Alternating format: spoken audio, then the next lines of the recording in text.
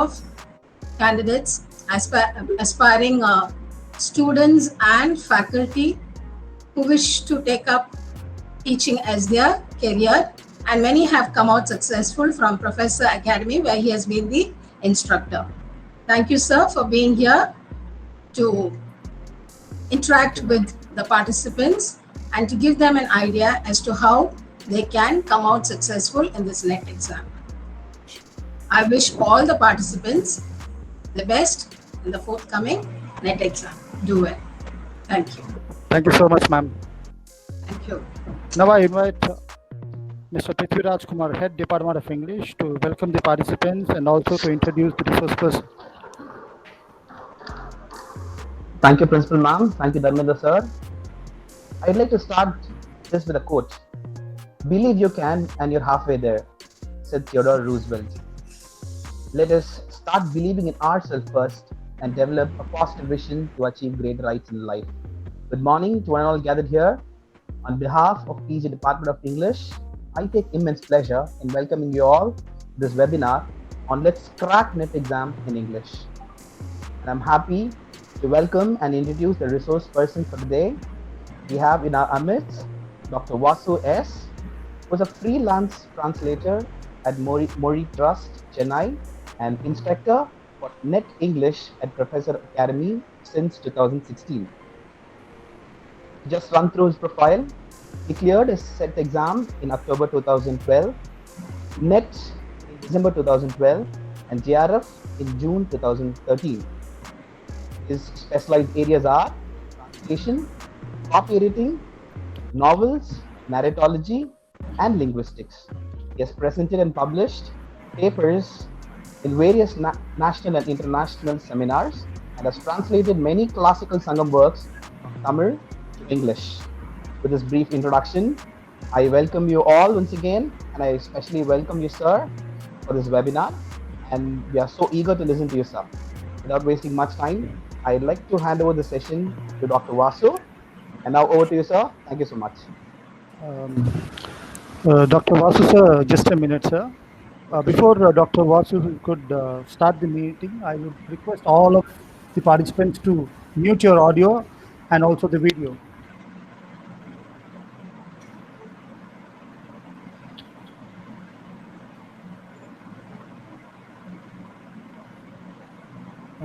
Dr. Vasu, I think we can proceed. Okay. Good morning, Ananda. Present here. I'm happy to be here. And first of all, I thank the principal, Preparation College, and also the Department of English, Preparation College, for inviting me to this webinar. And without much ado, I'll just begin my presentation. Maybe we can have questions at the end of the presentation.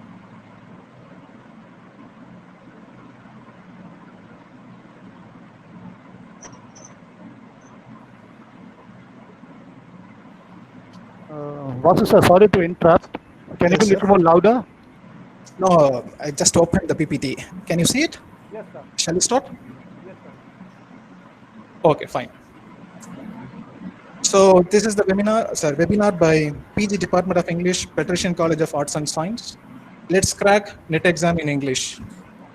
So before I go into the crux of this presentation, I just want to begin with a story, or rather a prologue, just to understand the nature of NET exam. So this is the nature of NET exam. I mean, it is more Kafkaesque. Let me begin with a story. Before the Law by the Czech writer Franz Kafka. In this story, there is a man who comes to the city to enter the law. So there is an institution called the law. And outside there is a doorkeeper, and he has been waiting. And this man approaches the doorkeeper and says, I want to enter. Vasu, sir, just sorry to interrupt. I think a few of them are saying they are not able to see the PPT and not audible. Is it okay now? Is the PPT okay? Yeah, we can see the PPT now. Some of them are saying that they are not able to hear. Here, is it audible? Yes, sir. Yes, sir. Please proceed, sir. Sorry to disturb. No problem at all. Okay, then I begin from the beginning. Yes, sir. So let me start with a story by Francis Kafka, the Czechoslovakian writer, before the law. So in this story, a man comes to the city to enter the law, the institution of law. At the gate, you have a doorkeeper, and the doorkeeper denies admittance to the man. And the man is very eager to enter the gate because he wants to go inside and he has something to do with the institution. And he pleads with the doorkeeper says no. And he stays for some time and he's so curious, he looks into the gate and the doorkeeper says, do not do that. Then he is very disappointed. He has come a long way to this point and he is denied entry and so upset. And he has been under the assumption that law is open to everyone and law is accessible at all time. But now his expectations are shattered. So what he does, he just waits for some time. Then he takes a chair and he comes up with a chair and he sits on the chair beside the doorkeeper. And time goes on and on. It becomes days, months, years, and he becomes acquainted with almost everybody there and with the doorkeeper, even an insect sitting on the coat of the doorkeeper. So he's so frustrated, he goes on and on. At the end of the story, what happens? He is on the verge of dying. And at that point of time, he speaks to the doorkeeper, and the doorkeeper comes to him and says, okay, you have been waiting for such a long time. But you should also understand one thing, that you might have entered the first gate, you might have gone past me, but you should be aware that there is another gate and there is another doorkeeper. And even if you go past him, there is another doorkeeper and another door, it will go on and on. So that's what you see on the screen. From hall to hall, there is one doorkeeper after another, each more powerful than the last. And the man is so curious and he is on the verge of dying and he asks, okay, why is that I'm the only one who has been waiting here? What about others? Then the doorkeeper says, this gate is meant only for you. There are other gates and there are other people and they can approach their own door. So each one has a door of their own and I am your doorkeeper and this is your door. And the man dies, the doorkeeper shuts the door, then he moves away. So that's the end of the story. And what is this story has to do with NET exam? NET exam is like that. You have a door, maybe you start with history of English literature, that's how people start reading. You start with Chaucer's age and you go through all the ages, you come to modern and postmodern age. Then there is another gate, another doorkeeper, maybe literary theory and criticism. Maybe you go past that one, there is another doorkeeper and another door, maybe linguistics. Then you go, maybe now they have introduced culture studies. So it will go on and on, but it's up to you. Do you want to die at the gate or do you want to go one by one? Maybe that's the challenge. So this is the story I want to start with, though it may sound pessimistic, but at the end of the session, you will understand the significance of this story. Now I go to the presentation itself, the crux of the presentation. So what you can expect from my presentation is, I will give you a tip to how to approach a field within literature, followed by resources, how to access certain resources to the particular topic. So this is how it will proceed alternatively. So number one, whenever you learn a concept, please learn it with an example. Even if your professors are teaching to you maybe a concept, you should ask for an example. So here, for instance, I have taken from literary theory and criticism, post-structuralism and deconstruction. Please don't be bothered about these terms, and there is nothing to afraid of this post-structuralism and deconstruction. That's why I took it in the very beginning itself. So when you take a school of criticism, first understand what is the purpose of this criticism. Maybe this school of criticism focuses, this is the focus. It says whenever you read a piece of literature, there are multiple readings possible and there are multiplicity of meanings present within the text. There is no one fixed text, there is no one definite meaning. So that is the crux of deconstruction. Then once you know this, maybe you should know a keyword to understand this concept. Of course, you have the famous word difference given by Derrida.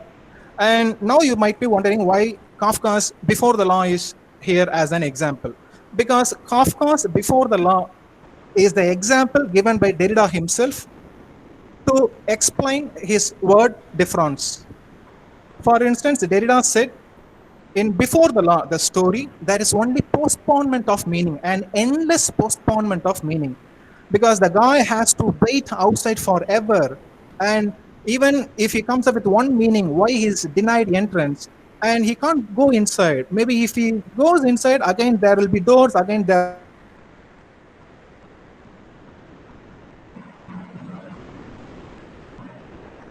His famous word, difference. To differ and to differ. To differentiate. You get meaning out of differentiation.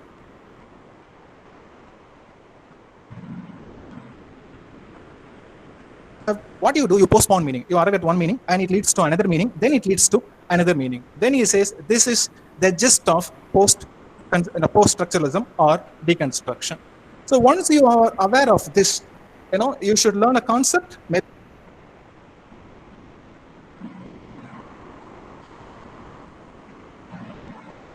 Before the Law, and how meaning gets postponed again and again.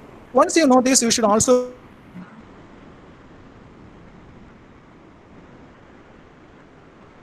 and of course he is known for his famous essay Structure, Sign and Play in the Discourse of Human Sciences. That is very famous, or his another famous work of Grammatology. But here I have taken his another famous work, Dissemination.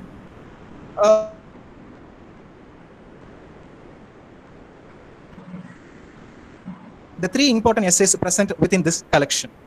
And if I can also give you another simple example to understand post-structuralism, given by Paul de Man. Paul de Man takes an example of the Romantic writer John Keats' Ode on a Grecian Urn. Ode on a Grecian Urn, there is a beautiful scene, there is a tree, and there is a woman hiding behind the tree, and the lover is just looking at her. She is so beautiful, and the lover wants to kiss that beautiful woman. But Paul de Man says this is again an example for difference, because in that poem, the poem is all about an urn, a marble urn, which is frozen. The lovers and the tree, they are engraved on the marble. They don't move. They can't move. So it is frozen. So there will be eternal waiting. There will be eternal postponement of that act of kissing or expressing the love or find meaning for his love. So this is the example given by Paul de Man.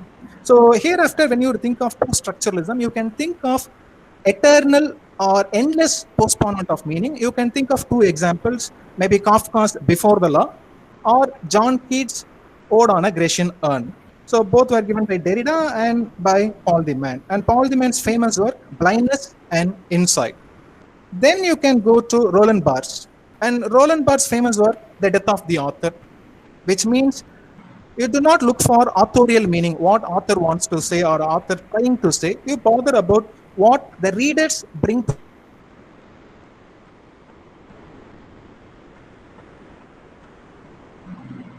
interpretation is more important than the authorial or expected meaning. Then you have a very famous collection by Catherine Belsey, Critical Practice. So this is a very, very, very famous collection which leads you to what after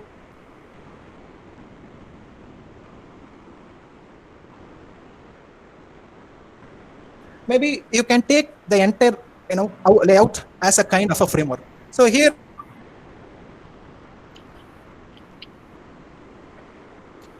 you can have this structure. First you should have the focus. Dr. Vasu, sorry to interrupt. I think your voice in between is getting halted. Like it's not audible in between.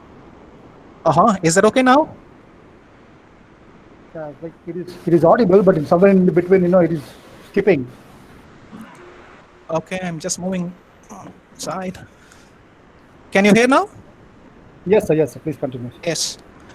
So maybe you can take this layout, as a kind of a touchstone. Maybe when you study structuralism, you can have the same framework. You can have focus, so you can have a keyword, and you can have an example, then key thinkers, and all the examples. So this is how you can proceed with the structuralism or reader response theory or cultural studies. Maybe this may be one example.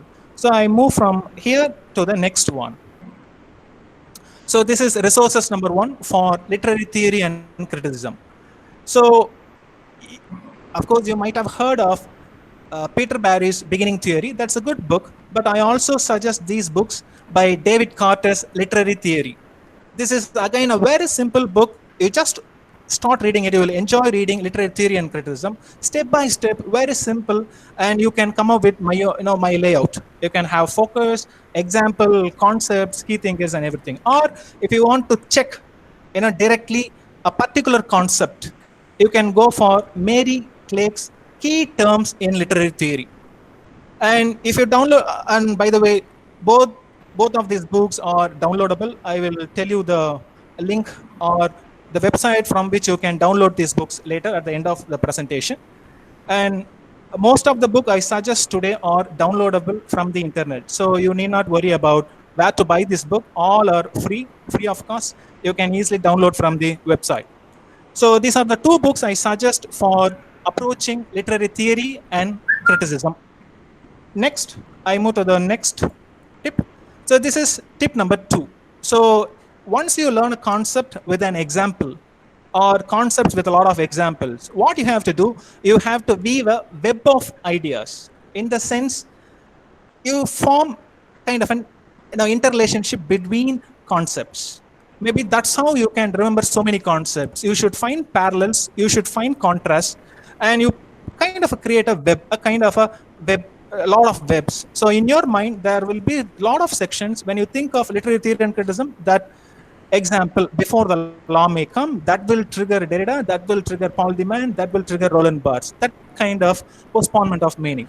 So here I take one concept, modernism, the modern period. And when it comes to modernism, what is the essence of modernism? Modernism focuses on capturing the inner life of characters. Because earlier, during Victorian and previous eras, they focused on the external reality. Whereas in modernism, they're more bothered about what is going inside the head of a person, the inner life, how they understand the world. And I also want to introduce this concept of epiphany, introduced by James Joyce. What is epiphany? Epiphany, the term comes from Christianity, and it means manifestation of God. You realize there is God. So that kind of moment of realization is called epiphany. Or simply put, it's like eureka moment. Archimedes, he has found a solution to the problem. Kind of eureka, I have found a solution. So that kind of a moment, epiphanic moment, is called epiphany or moment of realization. I take 2 examples here for explaining modernism and these 2 concepts. First, James Joyce, A Portrait of the Artist as a Young Man, 1916.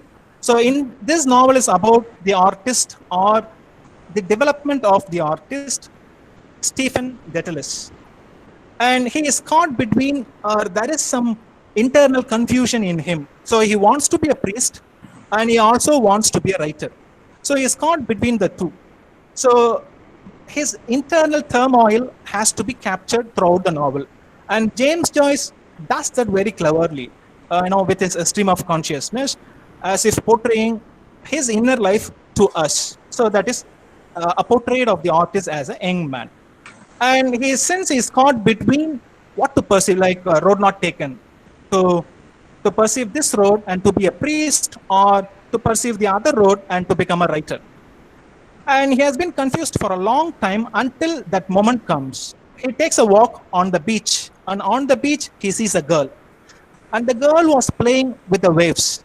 And this incident triggers something in him. And he realizes, yes, I want to be an artist. What a lovely scene it is. It has some aesthetic merit. If I were a writer, if I were to be a writer, I have to capture this in my writing. So he's very much into that scene. And this scene is his epiphanic moment. The moment he decides, okay, I don't want to be a priest, I want to be an artist. And you might have already aware of this work because it is a kind of an autobiographical work, because James Joyce, born in Ireland, also left Ireland for Europe. Same way, Stephen Deteles decides to leave Ireland and he leaves for Europe to become an artist. So he has taken a decision.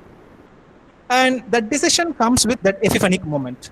Maybe you can here, I have introduced a concept called epiphany. I have given you an example with some kind of a summary of that work, the gist of the work. But I also like to introduce maybe a theme, a theoretical concept by Harold Bloom. So Harold Bloom was a deconstructionist, and he introduced this concept called anxiety of influence. Very anxious, you are so worried. Why? And he says generally young writers or most writers suffers from this anxiety of influence. And what is this anxiety of influence or a fear? When you write, maybe take for instance, you decide to write. You decide to write, you take a pen, maybe you come up with a plot, you write for some time, then there is a fear within, it says, are you original? Are you original enough? Or are you copying someone? And this fear nags you, and the writer cannot write after that. And he has to overcome this fear or acknowledge this one. Or maybe I can give you another example to explain this concept very simply. T.S. Eliot's tradition and the individual talent. Tradition, you have a tradition before you, a literary tradition. Then individual talent is yours. So you want to write, that is your individual talent. At the same time, you have to follow the entire tradition. So a writer is always caught between himself and the tradition, like Stephen Dettel caught between his aim or what his heart says and the mind says. Okay. So from here I jump to Virginia Woolf to The Lighthouse. Now I draw parallels between the two works. There you have Stephen Dettel. Here you have the painter Lily Brescow. And this painter wants to do a painting of the famous character Mrs. Ramsay and her son. But she has self-doubt. Can I do this? Like Stephen Dettel, she is caught between, she has a lot of self-doubts. And at the end of the novel, she sees a leaf pattern on the tablecloth. She remembers seeing a leaf pattern on the tablecloth 10 years ago. And that moment triggered something in her, and she says, yes, I can draw. And she goes for impressionist painting because the leaf pattern gives her idea. Why should you want to be realistic? You can go for kind of a stream of consciousness or kind of impressionist painting. And she draws the painting and the novel ends. That is her epiphanic moment, her moment of realization. Now you can understand both the novel talk about, the author coming to a realization that I can write, I can be an author. But I also want to introduce another concept, a theoretical concept called anxiety of authorship. This concept was introduced by Sandra Gilbert and Susan Gruber in their famous work, The Mad Woman in the Attic. So in this famous work, Sandra Gilbert and Susan Gruber goes against the deconstructionist Harold Bloom. And these writers accuse Harold Bloom of male chauvinism. And they say, Mr. Harold Bloom, you talk about anxiety of influence, but that is suffered by male writers, right? How about women writers or women painters like Lily Brescow? Because they have this fear. Once I finish, will my work be published? Or even if I publish anonymously or using pseudonyms, will I be acknowledged as its author? You might know when Mary Shelley published her Frankenstein in 1818, she published it anonymously. Initially, people thought it was written by Shelley. And they, after a point of time, it came out it was written by Mary Shelley, but people didn't believe, how can a woman write a text like Frankenstein? Then Shelley said, no, I have nothing to do with this text. It is my wife, Mary Shelley's work. So maybe Mary Shelley might have suffered this anxiety of authorship. She wants to claim that is my work, that is my originality. Frankenstein is my product. And this is the difference between a kind of our male writers writing and trying to publish and pursuing a profession. And same way, a female writer coming to terms with her anxiety and getting her work published and going on. So what I'm trying to say, here we have weaved a web of ideas. So whenever you think of modernism, you think of inner reality, what is going within a character or a person. Then The essence, one of the features of modernism, they focus on the growth of a writer and their epiphanic moment. Here you have two examples, James Joyce and Virginia Woolf. Then that will trigger another concept, kind of a postponing. You go for anxiety of influence, you go for anxiety of authorship. So Tim, I would say this epiphanic concept is not very new. You might have already come across this one in Romanticism itself. For instance, Wordsworth, Resolution and Independence. In Wordsworth, Resolution and Independence, Wordsworth goes for a walk. And Wordsworth suffers the same dilemma. Can he write? So that's the dilemma. Then he witnesses a leech gatherer, an old man gathering leeches for medical purposes, and he has to sell leeches and earn. That moment triggers within Wordsworth that he has to be resolved enough to write poetry. So that's how he comes to Romanticism. So now you have a web, James Joyce, Virginia Woolf, Wordsworth. Then you have a portrait of the artist as a young man, To the Lighthouse, and Resolution and Independence. So hereafter, whenever you think of this concept, this web will come to your mind. Okay. So this is tip number 2. So first you come up with the example. Second, you create a web. So I go to resources 2. So we have discussed only the one period of history of English literature, modernism, maybe a kind of a glimpse into modernism. And here are the 2 books, Harry Blamier's A Short History of English Literature. This is my personal favorite, and it's also very costly, and this is downloadable and it's free.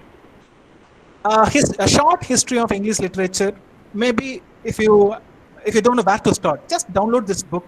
Just start reading this book from cover to cover. Enough. No dilemma where to start. Just download this book, read throughout.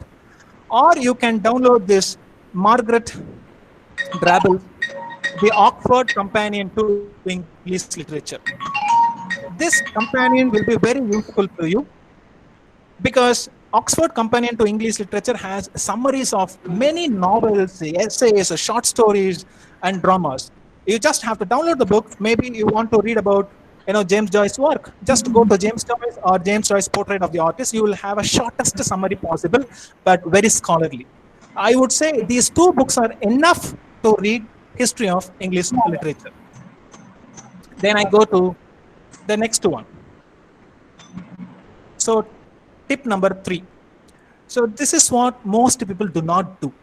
They think, okay, once we read history of English literature, that is enough. No, that's not enough, because even if you read any good history of English literature book, you stop at one point of time, because literature grows every day and you have to keep pace with the world every day. So you have to update yourself. And how to update yourself? Maybe you have to read literary reviews, maybe from the Hindu newspaper on Sundays or New York Times, or maybe you can just type out the recent novels published or recent dramas performed. Maybe you have, or you go to Amazon or Flipkart, just you say new arrivals. There are a lot of books, and the beauty of searching on the internet is you have the cover. So once you look at the cover, you have a lot of images, and the images get stuck or get registered on your mind. You will never forget that book. For instance, look at this cover. So you have a woman who is pregnant, and of course it's a full-term pregnancy. She is maybe 9 months. So, and you have a man's hand and a woman's hand. So you just look at this. Now I'll tell you a kind of a gist of the story. I recently read this novel by the British writer Ian McEwan's Nutshell. It is a retelling of Hamlet. But the beauty is, it is told from the point of view of a fetus, which is yet to be born, and it is 9 months old, and it is in the womb of Trudy. And Trudy may sound Gertrude in Shakespeare's Hamlet, the mother of Hamlet. So here a fetus is within the womb. And what happens in the story? Trudy has an illicit affair with Claude, Claude, refers to Claudius, the uncle. And Trudy has been living alone from her husband named John, father of Hamlet. He is a poet, a failed artist, and he has been running a publishing house, but he is not successful. And there is an estranged relationship between Trudy and John.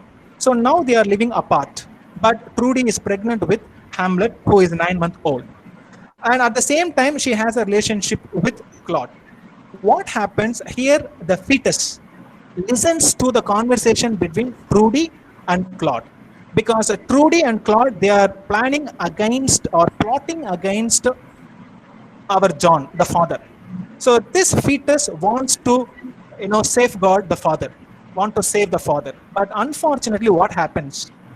Since the mother Trudy drinks wine, the effect of wine, is registered on the fetus. The fetus sleeps. The boy sleeps within, and he didn't hear what went between Trudy and Claude. So what happens? It doesn't know how they are going to kill the father. So that is its anxiety. But what happens at the end of this novel? It wants to take revenge, because Trudy and Claude, they have successfully murdered the father. But this fetus has its revenge. So, and Trudy and Claude, they are about to escape from England, because this novel is set in England, not in Denmark. And they want to escape from England, and they want to run away, because the police, they have almost found out that they are the killers. But the fetus chooses the right moment. Okay, this is the moment I'm going to kick my mother's womb and I'm going to come out. My arrival is the revenge, because they can't escape from England. So this is how the novel ends. So now look at the cover. The cover is interesting because the hand of the man, whose hand it is? Is it Claudius, the uncle, or the loving father, John, or King Hamlet? We don't know. So you can't interpret. Or the focus is, maybe you can look at the title, nutshell, it is exactly on the womb. So it focuses on the baby inside. From his point of view, the story is being told. But I'm rather disappointed with this novel, because the plot is amazing, but the execution is a flop. It doesn't do, again, the same old plot, a kind of a cuckold, then kind of a revenge. It is nothing exciting, but it is a beautiful reimagination. Then, once you know this, you should also know this writer's other famous works. For instance, Atonement, his masterpiece. It's considered his masterpiece. It has been made into a movie. Very, very beautiful one. It's also kind of a metafiction. Then is another famous work on Chisel Beach. Then the latest work, The Cockroach.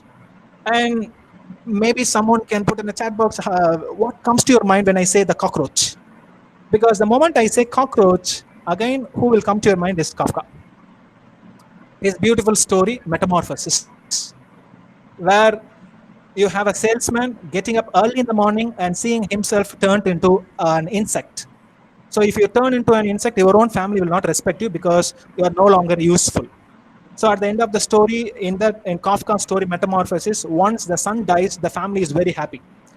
But this is not a retelling, but he takes the plot from Kafka's Metamorphosis. So Ian McEwan's this novel, The Cockroach, is about a cockroach wakes up and finds itself turns into the Prime Minister of England. So a cockroach turned Prime Minister. So that is the crux of the novel.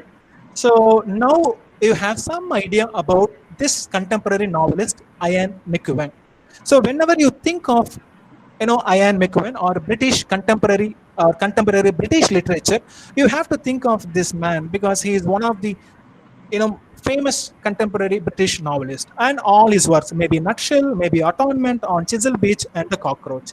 Now you have updated yourself. Similar way, maybe in the internet, if you check for Ian McEwan, you will also have other contemporary novelists. You have to go through one by one, maybe get to know them. Maybe the cover of the novel, one of the novels written by them. So this is one of the ways to acquaint yourself with contemporary literature. I also take this point, at this moment, I want to tell you, maybe introduce reader response theory or reception theory. Do you think the plot is really original, or maybe the Hamlet, though here in fetus, it is told from the point of a fetus. So if you are very much aware of Indian mythology, especially Mahabharata, this plot almost resembles Abhimanyu. Abhimanyu, who is a child or fetus in the womb of Subhadra. And you have the father, Arjuna. He is telling about, he is describing a war formation to Subhadra, who is on the verge of sleeping. But inside her womb, the fetus, Abhimanyu, who is yet to be born, he is listening to his father's words. Because the father is Arjuna, he is talking about the Chakra Yuga, the Chakra Yugam, the formation. It's one of the war formations in the Mahabharata. But what happens? Subhadra falls asleep, and the fetus learned only half. It knows how to enter the war formation. It cannot come out of the war formation. Similar way, if you compare it with here, the 9-month-old fetus listens to Trudy and Claude, but because of the effect of wine, it falls asleep. But it cannot save, the father, because they murdered the father. Similar way, there Abhimanyu couldn't save himself, because at the end, in the battle of Mahabharata, he was killed by the other, the enemies. So what I'm trying to say, this is one way of receiving a text, into our own culture. So this is called reception theory. How you receive a text. For instance, here you receive Hamlet through our own culture. So this is one way of receiving a text. So the theory is called reception theory.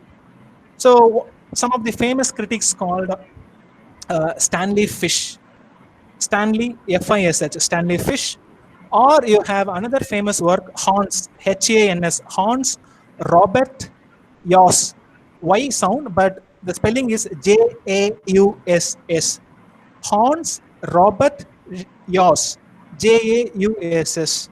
So he was the one who coined the term reception theory. So once you know this, maybe hereafter you can follow my layout. So what is the essence? What is the focus? So what is the focus of the reception theory or reader response theory? Readers also contribute meaning to the text. So that is the focus. And what is the key word? The key word, I would say, interpretive communities. In the sense, here we are the interpretive communities. How we are receiving the latest novel by Ian McEwan, Nutshell, because we are comparing it with the Indian mythology. So this is, and we are the interpretive communities. As a community, we are interpreting this text. So the term interpretive community was coined by Stanley Fish. And that is one way of receiving a text, or one way of responding to a text. Then I stop. So this is a kind of a layout. So next I go to the resource.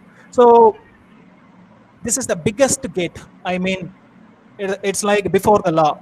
You passed through literary theory and criticism. Now you enter the gate called world literature. World literature, the biggest problem, you do not have a solid book. Can anyone write a book on world literature? That is impossible. But here is a beautiful book called Gale Contextual Encyclopedia of World Literature. It has 4 volumes. All the volumes are combined together and it is given as a single book in this PDF. Gale Contextual Encyclopedia of World Literature. But do not commit this mistake that you can't read this entire encyclopedia. What you have to do, maybe you can open this PDF, maybe you can check out Kafka himself or Ian McEwan, maybe one writer, one work, maybe that kind of a thing. Or you can check out the contents page where you'll get all the information. Maybe this writer I want to get to know, maybe an African writer, a Japanese writer, or a Latin American writer. So you have to choose. This is the problem. This will be the biggest problem for anyone preparing for NET, how to prepare for world literature. Because what is world literature? They say non-British literature. That means Indian literature, Japanese or Portuguese, whatever it is, it will go on and on. I would suggest this book for you to approach world literature. So this will be the best book to approach world literature.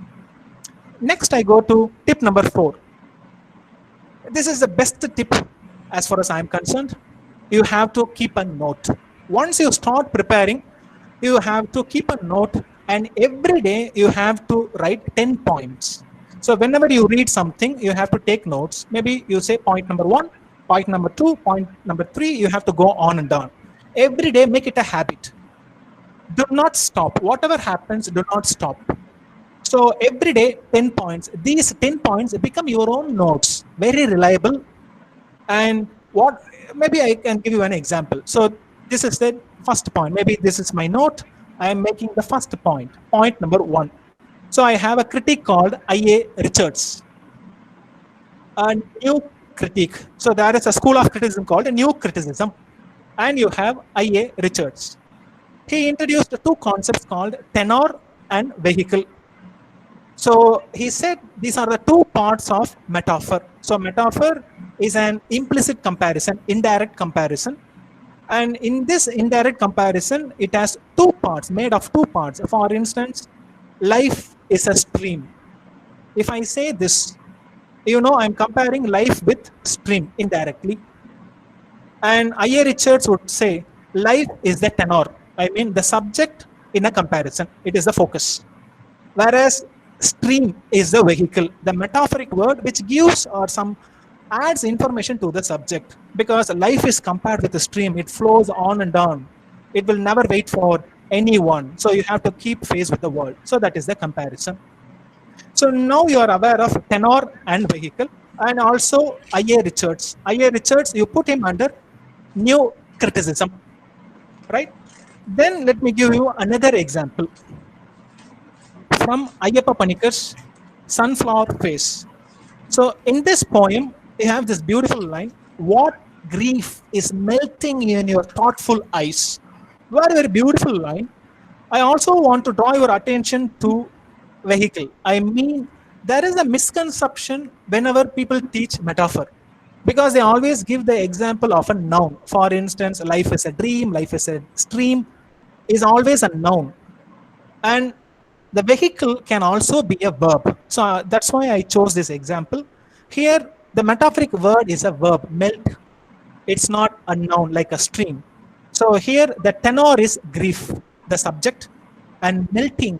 It's like, and you also have the word eyes, as if instead of saying tears, he used the word melt.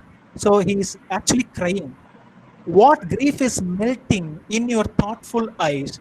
It refers to someone who is crying. So the act of crying is portrayed in a very beautiful line. What grief, grief is kind of personified, and it is also the tenor. And you have the word, beautiful word, melt, and that is a verb. So this is what I want to draw your attention to. Metaphor can be, the vehicle can be a noun, can be a verb, can be an adjective, for instance. Okay, then I go to point number 2. Tip number 4, continued. So what I have been teaching is a figure of speech metaphor. And once I started teaching this metaphor, I have introduced some critical concepts, tenor and vehicle by A. Richards under the school, new criticism. Maybe I will take point number 2 for another figure of speech, zeugma. It is pronounced zeugma. And I will just go to the example, then I will come back to the definition. Look at this example. Her beauty pierced mine eye, her speech mine woeful heart. Here you have only one verb, pierced, in the first section. In the second section, you do not have a verb. But this verb goes with eye. Her beauty pierced mine eye, strikingly beautiful. Then she might have uttered some harsh words, and those words hurt his heart, or pierced his heart, wounded his heart, and the word is missing there. So this is one way of using. You use one word. The same word is applied to 2 others in different senses. So pierce goes with eye and also heart. So one word going with 2 nouns. So that is the example of zeugma. Maybe you can say, she cried and dropped her kerchief and also dropped a bottle. Maybe instead of saying the second one, dropped her bottle, maybe she says dropped her kerchief and bottle, or dropped her kerchief and boyfriend. And drop, the one word goes with boyfriend and also the kerchief. So that is one example for zeugma. One word going with 2 noun and in 2 different senses. Maybe I will go for point number 3. Point number 3 is it's a rare figure of speech, prolepsis. Pro in the sense leap forward. I simply put flash forward. So you know the concept of flashback. This is the opposite of flashback. When you say prolepsis means flash forward. An event that is going to happen in the future is told or given a hint. Take this example. So the two brothers with their murdered man rode past fair Florence. So look at this word, murdered man. So if you know this story, you know a narrative poem by Keats, Isabella, or The Pot of Basil. So in this poem, you have Isabella. She is in love with Lorenzo, a servant, and the two brothers come to know about their love. So they take the man, the servant, and they are going to murder the guy in the forest. So that is the line. So the two brothers with their murdered man, in the sense they are going to murder. The man is yet to be murdered, but it is told, it's a kind of a flash forward. What is going to happen to that servant? You know, the lover of Isabella, that is kind of told in the very beginning itself. That creates a mood, you know. So that is the beauty of this figure of speech, prolepsis. Right? Now you can read the definition. The anticipation of events that appear later. So that is the definition. So we have discussed 3 figures of speech. One, metaphor, then zeugma, then prolepsis. Then you have to go for point number 4, 5, 6, 7, 8, 9, and 10. Maybe close your note, take a rest. Maybe next day, again you have to take the note. Again, you have to go for point number 1 to 10. But I will also suggest do not go for point number 11, 12, and 13. Always start with 1 to 10, 1 to 10, because it's more psychological. Because some may ambitiously go for 1,000, 10,000 points. But before the exam, you have to revise all these points. If you do not revise all these points, definitely you will feel sorry when you are sitting at the table in the exam hall, because you know this point, but you didn't revise. That will happen to you. So before you go to the exam, or on the morning of the exam, or the previous day, you have to revise all these points, because your own notes, so that you will understand or remember everything.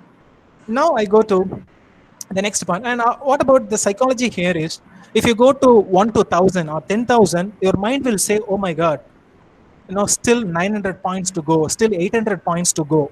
So that will psychologically disturb you. So always go for 1 to 10, 1 to 10, and 1 to 10. So that you will skip. You'll just browse through all your points. That will be very easy to revise. So that's one tip for you. So now I go to 4th one. So we have been discussing literary forms and terms, especially figures of speech. These are the 2 best books.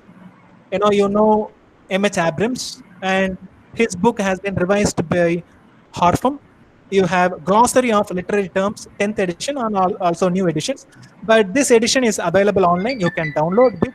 I will tell you at the end of the session. And another favorite work, this book you should have as a PDF or a book, because throughout your career as a professor of literature, you have to refer this book, A Dictionary of Literary Terms and Literary Theory by J.A. Cudden. Now it is revised by the famous scholar Habib. These 2 books are enough, more than enough to learn literary forms and terms. But I would say it is up to you. You have to learn a concept, example, create a web, update yourself, and you take notes. I go to the next point. The next point, once you started taking notes, please immediately form a study circle. Or maybe in the study circle, you can have your best friend or like-minded people who also want to learn. So if you have this team member, do not go beyond 5 or 6. Because if you have many members, there will be distraction. You will talk about yourself. It will take your time. I would say ideally 4 or 5. So you should restrict the study circle. Don't take it beyond 5 or 6 unless all think alike. Or else do not form the study circle. Be happy with yourself and read on your own. So here is an example. So here is team member 1. And the advantage here, Once you take notes, individually, you share your notes in your session. Maybe you use WhatsApp or SMS. You just say send one point to the group, and another member should send another point, another point. So what happens? You create a lot of notes, your own notes, and it will ease your burden. And it's a kind of an interaction. You will remember the points because you discuss that point with someone in a group, and that will be an enjoyable process. So we will discuss here. Maybe the first member says in a study circle, theater of the absurd. The guy says, okay, the theater of the absurd. The term was coined by Martin Heslin in his book, The Theater of the Absurd, 1961, and it focuses on the 1950s group or the playwrights. And immediately, team member two can say, I know some of the famous playwrights. Maybe Eugene Ionesco, The Chairs, in which an old man and old woman come and they wait for an orator. And when the orator comes at the end of this drama, the orator happens to be, hard of hearing and hard of seeing. He can't see and he can't hear. And these two men, they have been waiting to hear, this old man and the old woman. So that is Eugene Ionesco's The Chairs. Then we go for Samuel Beckett's Waiting for Godot. And here too you have two men, Vladimir and Estragon, or Didi and Gogo. They have been waiting for Godot. And the man doesn't come up, doesn't turn up. So that is Samuel Beckett's Waiting for Godot. So then again you go for Edward Albee's The Zoo Story. So in this story, again, you have Peter and Jerry, and absurdly they fight for a chair, a bench in a park. Then you have a Harold Pinter's Caretaker. So you have Mike, Aston, and Davis, three characters. So maybe next you can go for team member 3. The team member 3 may say, oh my God, all these concepts do with theater. It comes from a school of philosophy called existentialism. And what is this philosophy? This philosophy is about absurd nature of human life. What is this life about? Okay, what am I going to do? Ultimately, I'm going to die. Why taking so much pain?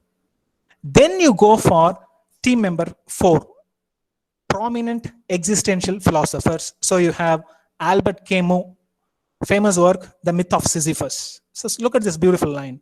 A man who has become conscious of the absurd is forever bound to it. In the sense, if you think that your life has no meaning, then you are the doomed one. You just have to learn living with the absurdity. Maybe like this Corona period, you have started learning with this period.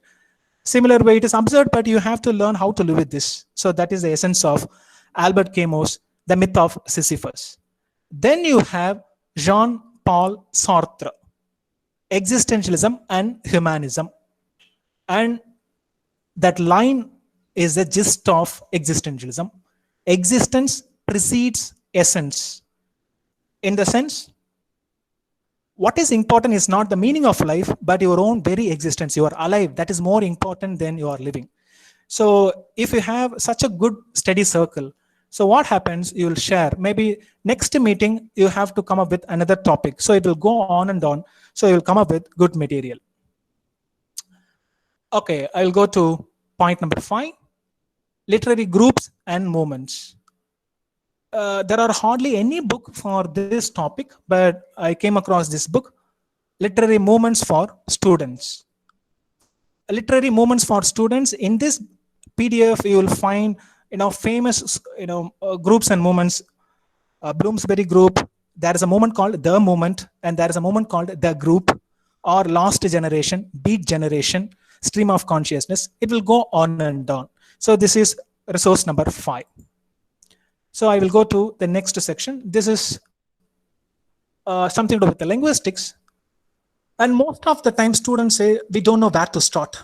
Maybe this is one of the ideal place to start. Look at your syllabus, your own UG and PG syllabus. Just take your UG syllabus and PG syllabus, or if you have MPhil syllabus, these 3 syllabi will do. because you have done your UG, you have done your PG, you have done your MPhil. If you have done your MPhil, then just revise all the prescribed text. Once you go through this, there is no pain at all because already read. You read the summary, you'll just go on and on. Am I audible? I just want to check it out. Yes, sir. Yes, I continue.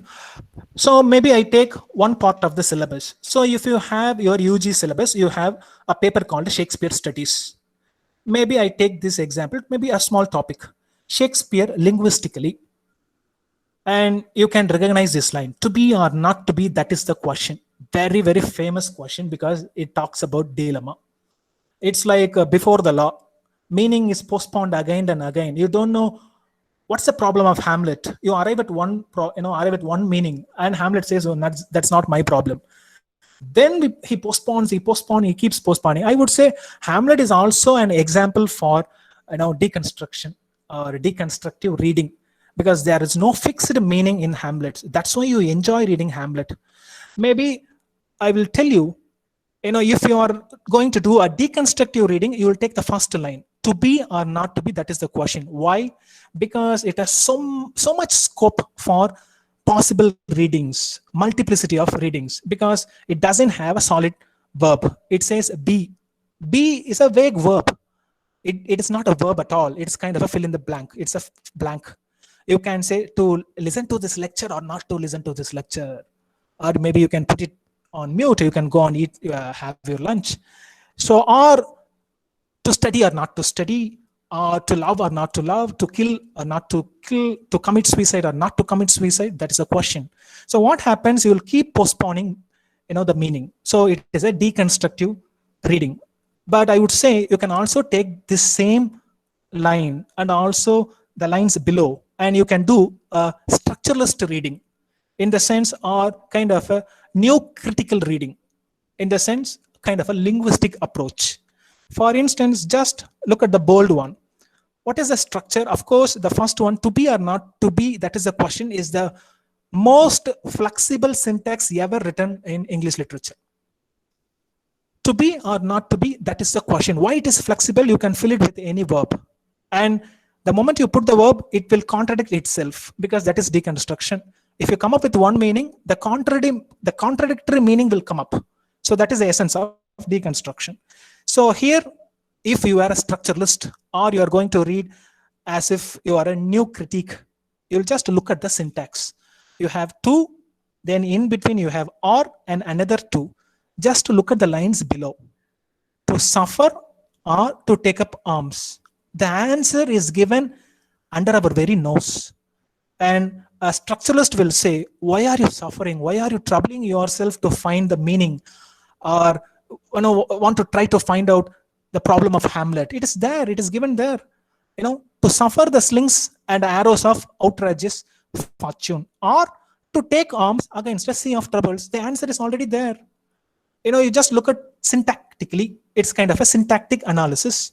To or not to. Then you have to suffer or not to suffer. It is there. It has been there for centuries. Then why going for or complicating Hamlet's problem? So this would be a structuralist reading or new critical reading. The answer is there. And the answer is simple. To suffer now, because Hamlet has to suffer. He can't take revenge because he doesn't know whether Claudius is the killer. He needs evidence. Or as a dutiful son, he can take up arms, kill Claudius, but he can suffer guilt. So that is his problem. So this is a linguistic reading of Hamlet. I just move on. So if you want resources for language and linguistics, these are the 3 books. There are a lot of books, but I don't want to, trouble you with a lot of books. The famous one, George Ewell's The Study of Language, that is available. All the 3 books are available online. Next, Christian Denham and Anne Lubbock. It is very, very colorful book, Linguistics for Everyone. The title itself says it is very, very simple and reader friendly. Linguistics for Everyone. Just download this book. You will learn linguistics. Then if you do not want to go by section, phonology, morphology, syntax, semantics, and pragmatics, and apply linguistics, maybe you can download the famous linguist David Crystal's A Dictionary of Linguistics and Phonetics. So in this dictionary, you can straight go to the topic or the concept. You have examples, you can move on. So these are the best 3 books for language and linguistics. It's enough. You need not read other books. Then I go for the next one. Kind of summing up. So what happens is learn a concept, you have an example. So that is tip number 1. Then you come up with a cluster of ideas. So you learn a concept, then you weave a cluster, then you form a steady circle. Then once you form a steady circle, you also share notes, you make points every day, 10 points. Then you go for revising. It will go on and on. But ultimately there is a doubt lingering in your mind. Am I going in the right path? So that question will kill you. So what you have to do, so you have to check yourself in the sense where I'm standing. Am I going the right path? So you have to take quizzes. Maybe you can revise old question papers. That's one way of checking yourself that you are on the right path. So here is an example. So this is a question. Of the 4 principal tragedies, Hamlet, Othello, Lear, Macbeth. And of course, you know this acronym HOLM, HOLM, to remember all the famous tragedies by Shakespeare. HOLM, HOLM, Hamlet, Othello, Lear, and Macbeth. And when William Hazlitt analyzed all these plays in his book, Characters of Shakespeare's Plays, he read Hamlet, he analyzed Othello, then King Lear and Macbeth, and finally said, for me, Hazlitt said, for me, King Lear is the best play written by Shakespeare. So that is his statement. And he defines that why it stands first. So you have 4 options. The refined development of thought and sentiment, the progressive interest and powerful alternations of feeling, then you have the profound intensity of passion, the wildness of imagination, and the rapidity of the action. So what's your choice?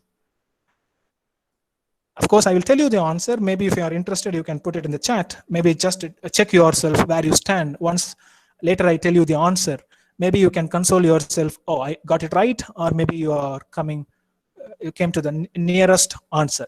So A, B, and C, D. So I just take a moment. Maybe you choose your mind, choose the option, fix your answer. Okay, let me tell you the answer. Shall we?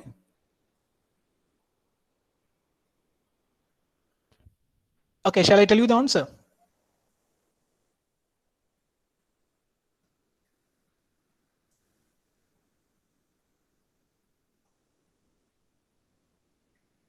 Yes, have you chosen?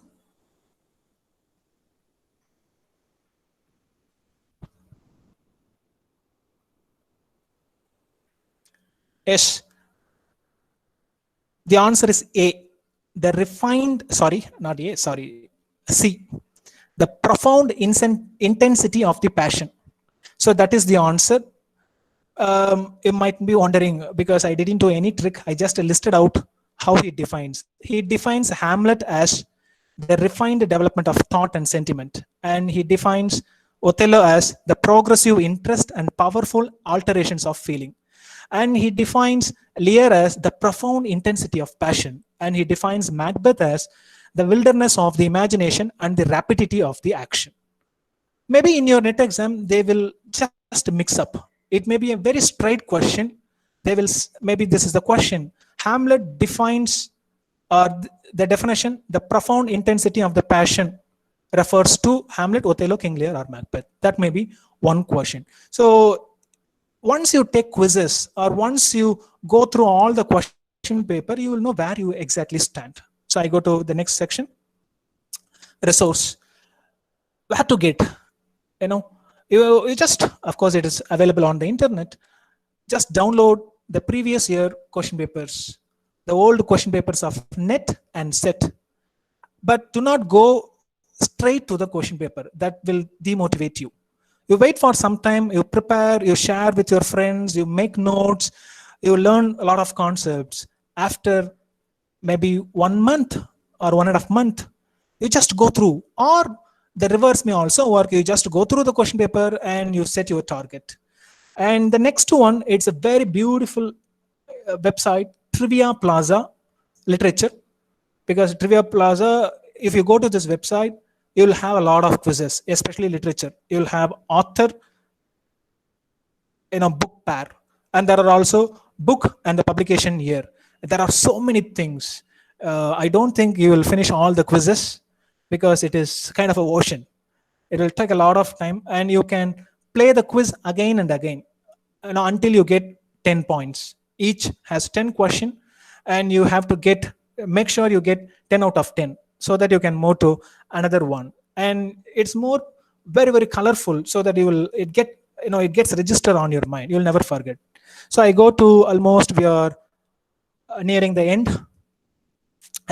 So this is the last tip, and I would say this is this is what you need. After all these things, after doing all these things, you go to the exam hall. Maybe if you have read so many things, you will eliminate options. You have 4 options, and you will eliminate. Sometimes you don't know the answer. You have 100 questions. If you get 50 questions correct, or 55, 60, you'll get pass. But the problem you can't get because your instinct doesn't work. You have to develop an instinct for objectives. At exam hall, your mind will say, your gut feeling will say, go for this option. Please go for that option. Whether it is right or wrong, don't bother. Because your instinct will always go for it. Sometimes, most of the time, there is no logic to it. You may criticize, it has no logic to it. Why are you saying this? But it worked with me, and it worked with many. Just follow your instinct. Okay, if your mind says go for A, you go for A, or go for B, then C or D. Because you will feel sad once you finish your exam, you come home and you check the answer, then you find out, the one you chose first, actually, that was the correct one. So here is a question. Maybe I haven't taught anything at all. Maybe you take a guess, or make a guess. Center for Contemporary Cultural Studies was founded in the year 1924 at the University of Birmingham by Richard Hoggart, E.P. Thompson, Stuart Hall, Raymond Williams. By the way, this question has something to do with cultural studies or culture studies. And all the critics are very famous when it comes to culture studies. So your answer, just go with your instinct. We don't know anything about it. If you have already read about culture studies, maybe you can hazard a guess. I just wait for a moment. Maybe in the chat you can put the option, your own option. Maybe later, once I reveal the answer, maybe you can check yourself.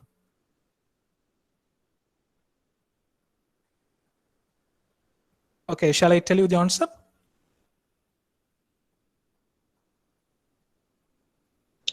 Stuart Hall. Stuart Hall. Yes, I know most of you will go for Stuart Hall because he's the renowned cultural critic. But the answer is A, Richard Hoggart. Okay. But no problem at all. Because I will also tell you a secret. I won't say secret. Most of the time, the answer is either B or C. Don't ask me why. Don't ask me why. Most of the time, I don't know why.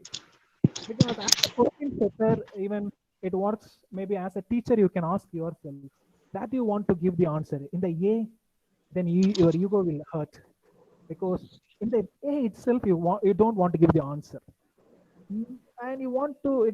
It's not the eternal postponement of it. You don't want to put it in D. Vasu sir, Yes. sorry to disturb. The voice is not audible, I guess. Is it audible now? Yes, sir. Okay, I will speak louder. So most of the time, people go for B or C. I won't say it is a tip, but it is more my instinct. But as well as a question setter, how do you set a question? So this is how you put. I'm not telling that you should go for B or C. If there is no option, do that. Go for B or C. Okay, there's no logic to it, but it works. It has worked with many. Okay, so answer is A, Richard Hoggart.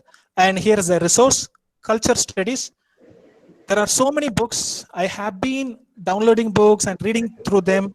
Most of them are more essays that won't be useful for you. So I have chosen a dictionary, Chris Parker's The Sage Dictionary of Culture Studies. In this dictionary, you have an introductory essay. You just read this introductory essay, which you will enjoy the most because it's very beautiful. It just gives you where this institution was started. Maybe you can wondering, what is this cultural studies? Maybe now you can understand, okay, deconstructive reading, it has multiple meanings, or you go for possible readings, or structuralist reading, you try to pin down meanings, so that is more structuralism. Or reader response theory, where reader's response is taken as another meaning to the text. Then you go for something else. But what is this culture studies? Culture studies goes beyond literary text. Maybe your clothing, your clothes, jeans, or salwar kameez, or hijab, anything can be a text. And that is also an object of interpretation. That is also taken, or you can take that also for research, but not directly. A literary representation of clothing or literary representation of food, that is culture studies. You can talk about maybe biryani. Is there a book written on biryani, or is there a book on Indian cuisine or French cuisine or another cuisine? Maybe you take that novel and you analyze, you talk about the cuisine or the clothing itself, or maybe hair. That can be a possible research. The representation of hair in literature, HAIR. The representation of nose in literature. You have Nikolai Gogol's The Nose, or Pinocchio's The Nose. It grows on and on. And you also have Pillayar, who has an elephant's nose.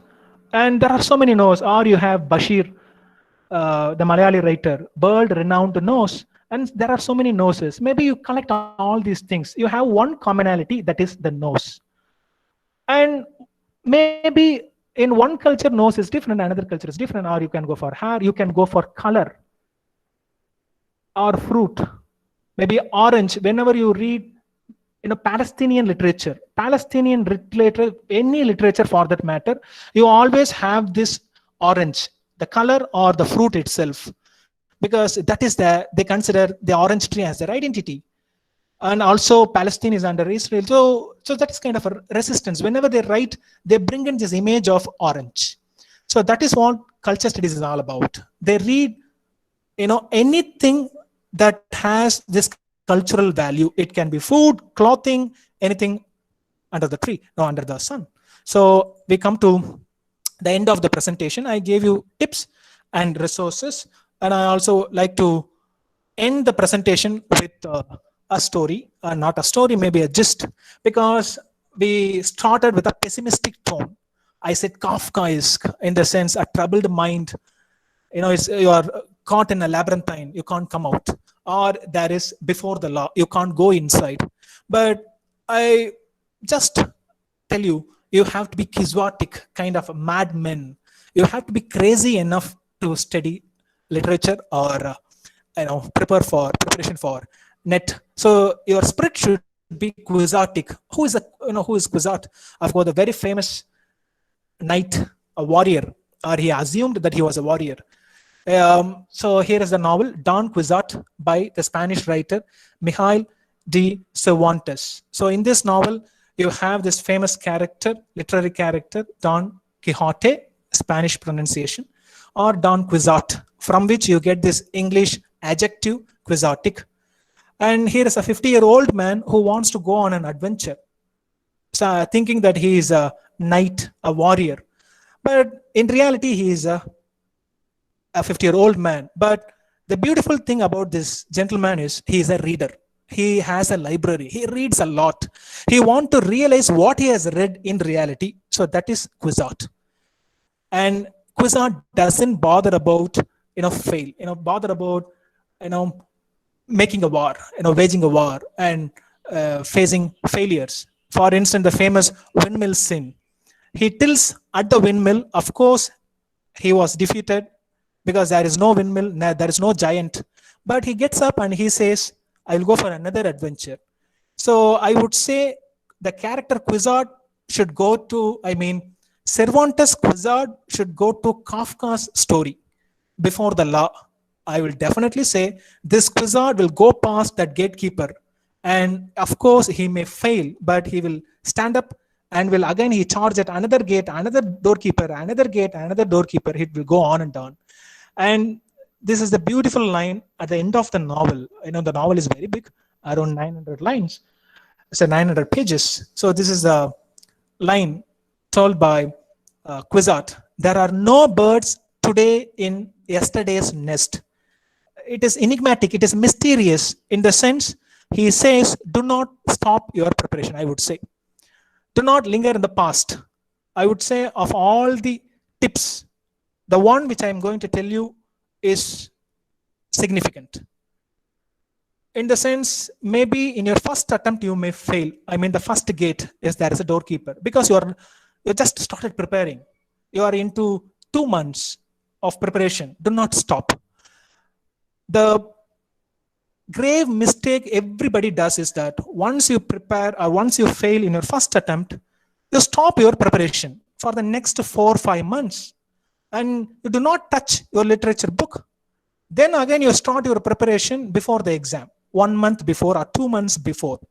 What happens? Again you brush up the basics, or I would simply say you thrash on the surface, thrash about on the surface like a cockroach. You don't go deep. So if you want to go deep, do not stop your preparation whatever happens. Maybe in the first time you fail, do not stop your preparation, because you are in your prime. You have to stay there. You just continue your preparation for the next 6 months or 5 months. In the next exam, you will pass. Or in the first NET exam, you just get NET professorship, but you have been aiming for junior research fellowship. Do not stop your preparation. Next 5 months, you will learn everything, all the summaries, all the concepts. You will have so many webs, so many study groups, so many points. You will just succeed. So with this I end. There are no birds today in yesterday's nest. So don't linger in the past. Just move forward and go ahead. So forget Kafkaesque, be Quizartic. So with this, I stop. And about accessing the resources, I have mentioned so many books. Most of the books are available from this website, GenLib RUSEC. It is a free website. You can access it for free. You can download books for free. Initially, you may find some difficulty in downloading, in the sense you have to go. It's like again one gate after the other. You have to open I think 2 or 3 tabs. You have to click. You type out. There will be a list. You choose. There will be another window. Then you choose. There will be another window. Then you have to click get.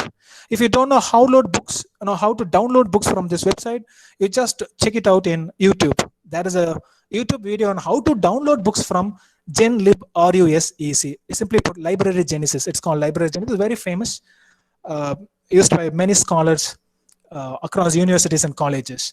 All the books I referred today, mentioned today, are available in this website, GenLib RUSEC. You can download for free.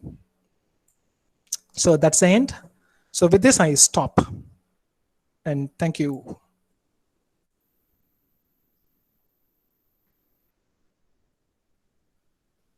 Thank you, Vasu sir. We will now have the Q&A session.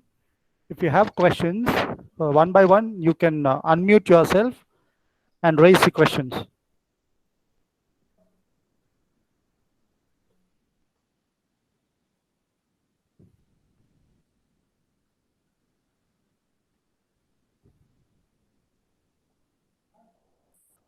Sir, will British literature occupy? Will there be a lot of questions from British literature in the upcoming NET? Not only just upcoming, even in the future, because that is, that's the major part, the major chunk when it comes to our syllabus. That's why I told you, just go to your syllabus first, UG and PG syllabus. And if you take that syllabus, most of the part are on British literature. So you have to focus on British literature. And I have given 2 books, Harry Blammer's Short History of English Literature, that will do. And you should also read the summaries, and maybe if it's a poem, you have to read the poem lines, because in the upcoming exams, it will not just straightforward question, who wrote Ode on Aggression, or they will simply ask, heard melodies are sweet, those unheard are sweeter. They will ask, this line comes in, or they will ask, in which school of criticism they say this, or who take Keats' Ode on Aggression and an example for the concept difference. So that is a deconstruction. That is Paul the Man. So it will not be straight question. So it will be twisted and it will be in-depth question.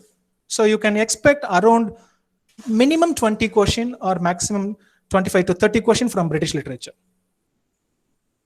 Yes, next question.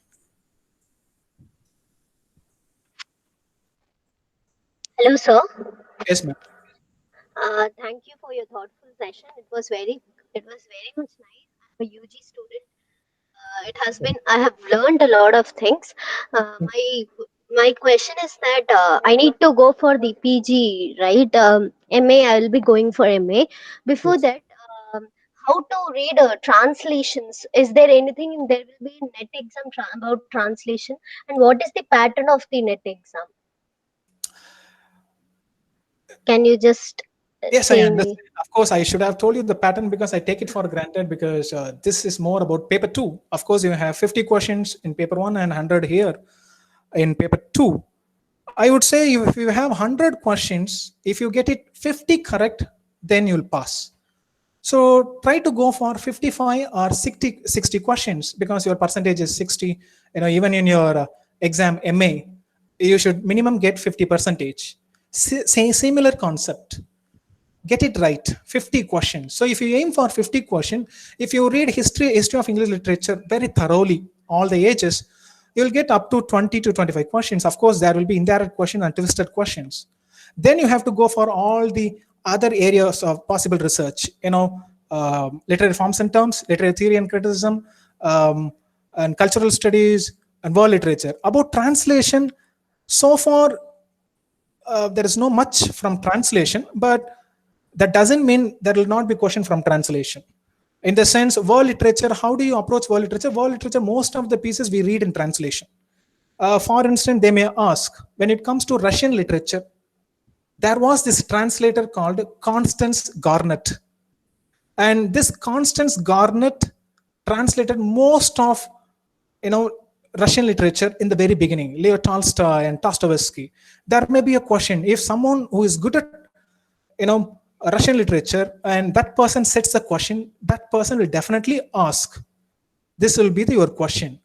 Now, name the famous translator who translated many Russian pieces, literary pieces. That will be Constance Garnett. So you can expect 1 or 2 questions from translation, but there will not be many questions from translation. Next question.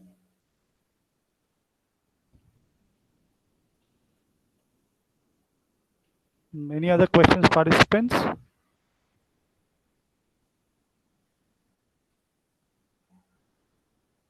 I guess I think there are no more questions. We'll move on to the next point. Mona Priya ma'am?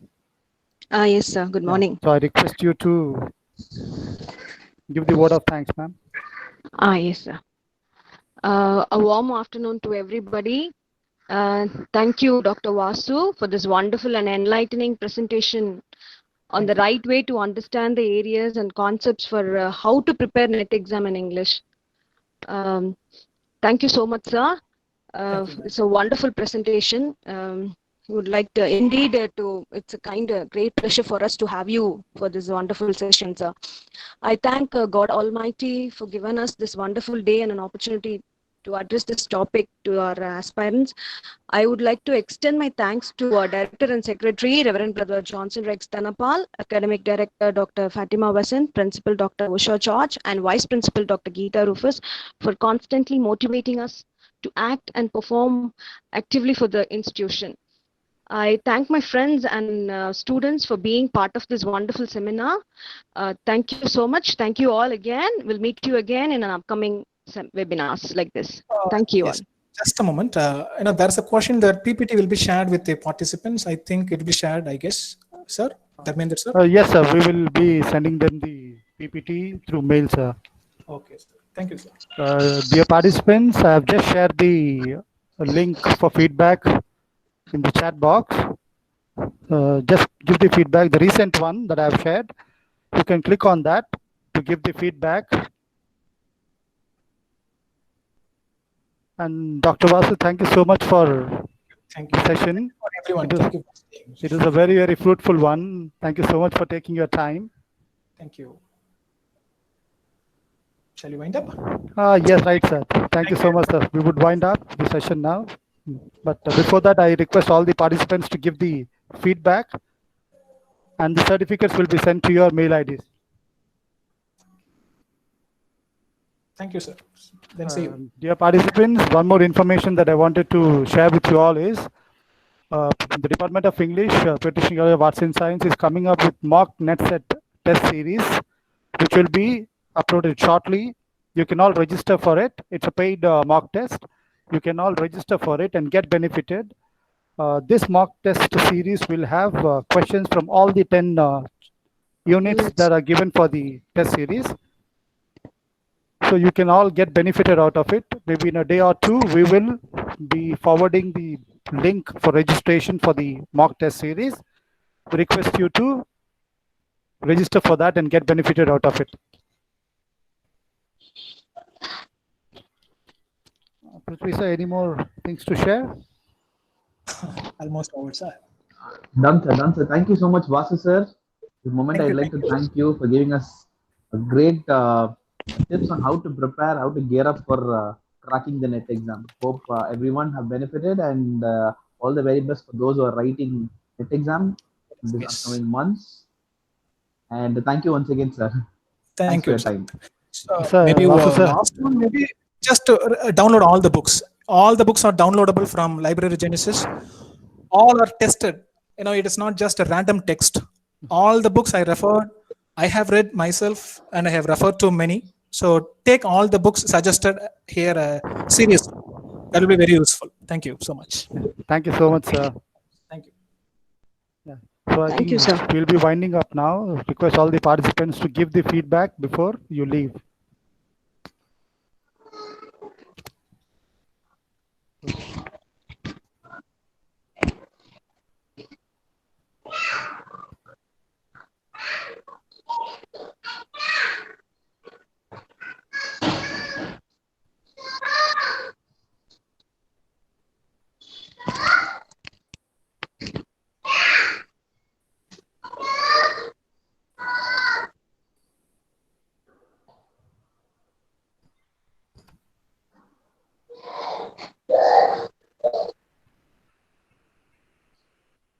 Prithvi sir, can we wind up?